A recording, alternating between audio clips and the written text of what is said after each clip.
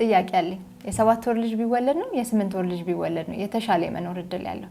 ሰላም ጤና ይስጥልኝ። ዛሬ ይህንን ማህበረሰባችን የሚያምነውንና ሳይንስ የሚደግፈውን በሰፊ ልናብራራላችሁ መተናል። የ7 ወር ልጅ ስንል ከ28 እስከ 31 ሳምንት ውስጥ ያሉ ልጆች ሲሆኑ በዚህ ሳምንት ውስጥ የሚወለዱ ልጆች ሳንባቸው በውሃ የተሞላ ስለሆነ ለመተንፈስ ይቸገራሉ። ይህንንም በመተንፈሻ መሳሪያ ታግዘው ለመተንፈስ ይገደዳሉ።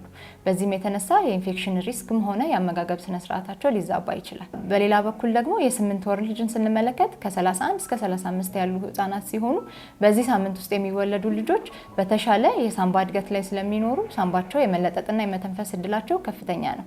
በዚህ የተነሳ የኢንፌክሽን ሪስክም ሆነ የአመጋገብ ስርዓታቸው አይዛባም። ስለዚህ ይህንን ከግምት ውስጥ በማስገባት የ8 ወር ልጅ ከ7 ወር ልጅ የተሻለ የመኖር እድል አለው ይለናል ሳይንስ።